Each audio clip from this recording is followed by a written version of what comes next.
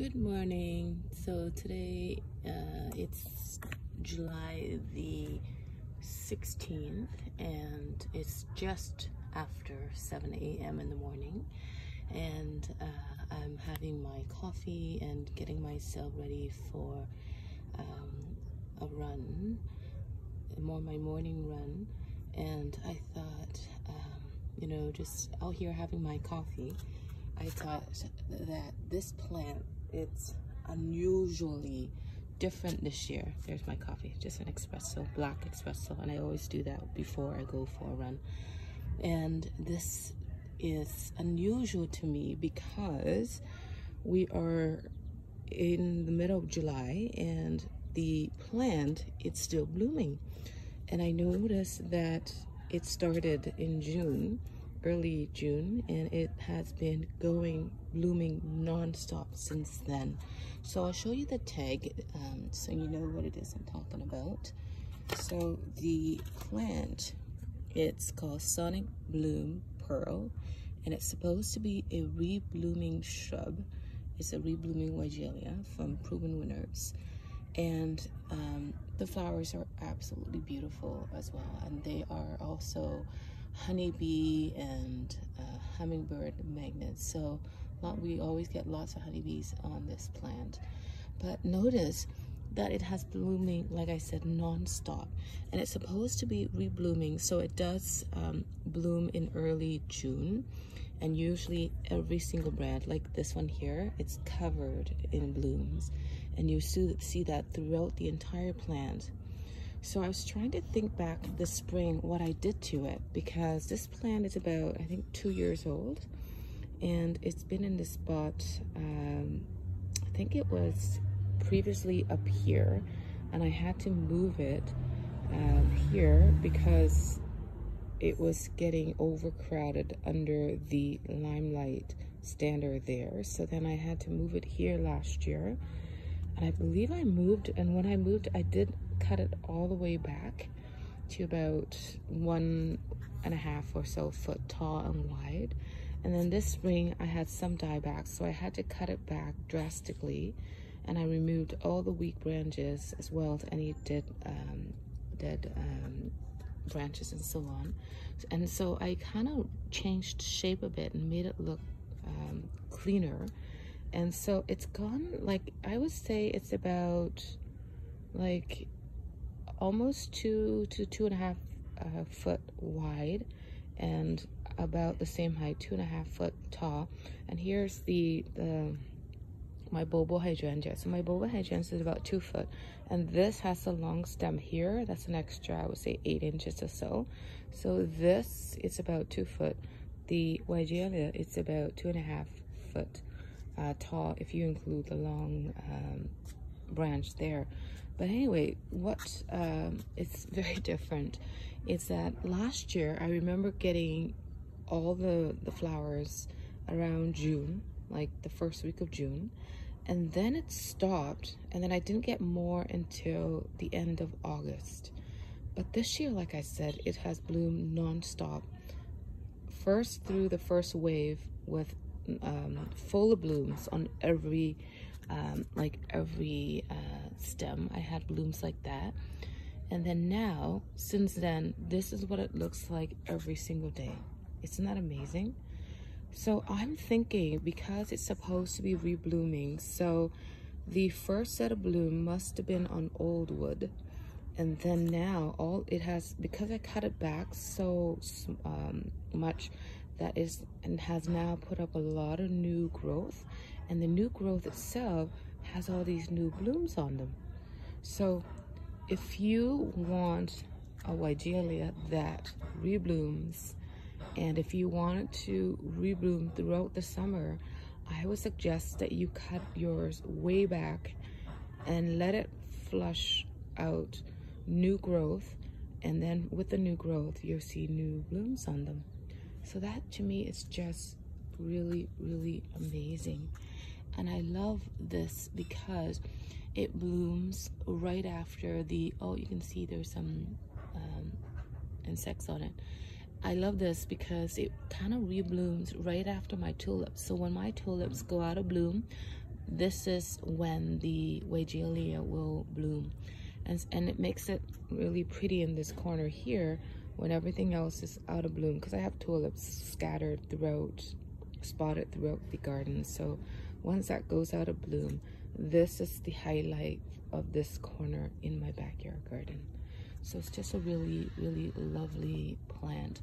And you can see that the blooms take on different shades, and I think they're just all just as lovely. So these are the newer ones, I think.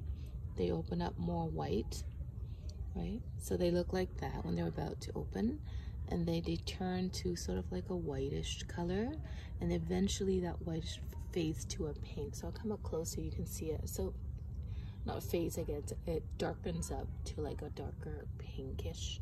And it's got that throat that's really, really pretty. So it opens up like you see how like it's got like the white throat, and then as the bloom ages, the throat turns darker to like a shade of pink. And so you see here, let's see if I can show you some here. Here are the newer blooms. Is that pretty? And like I said, they are a hummingbird magnet, and honeybees and all sorts of insects come by to graze this plant. This is a really lovely, lovely, lovely plant. And it's so dainty looking, that's so pretty. There's the deep pink throat. There you go, so pretty. Oh, there's a little bee there, that's sweet. Oh, there you go. Oh, it's so tiny. That's sweet. And then it fades to this color. And I also never deadhead any of the flowers here, and it just disintegrates, like it dries up. So it dries up, and then it shrivels up like this, and it falls to the ground, and that's it. I don't have to worry about deadheading. So it will clean itself up and maintain itself. And I love plants like that, especially ones that do not require a lot of maintenance.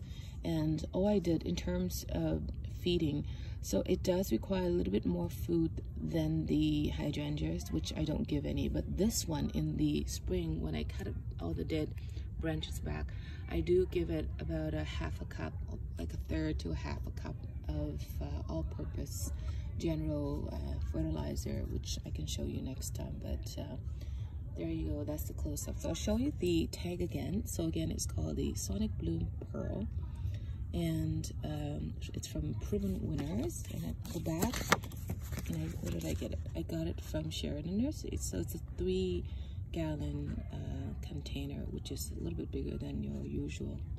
And I think I got it on discount. I must have gotten it on like a special sale, you know, like I talked about Sheridan Nurseries having every Wednesday special sales every Wednesday. So I think I must have gotten this on like a Wednesday special, and I think I got it for like 50% off, $15. Yeah, it was a huge 3-gallon size plant, and it was a steal. And that's probably like, that's how I end up buying stuff, is usually because it's a sale or something draws me to it. And I think at the time I was just starting up this garden, I think, and I was looking for plants that blooms at different times during the season, and this kind of caught my eye because of the color, that sort of whitish pink, which is sort of my favorite colors in terms of blooms in the garden. So anyway, so that's what drawn me to this plant.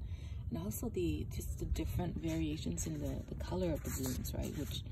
And also it attracts honeybees and hummingbirds and so on, which I think it's very attractive for a plant in the garden. So anyway, I'll show you the tag. So it's hardy to all the way from zone 5 to 8. And like I said, I live in a zone 4/5 climate in Toronto, Ontario, Canada. And this has not caused any problem in terms of surviving in the cold, right? I don't get a lot of dieback, but then again, I like to maintain it very tight anyways, because like I said, I live in a city lot and I don't have a lot of room, and so every square inch counts.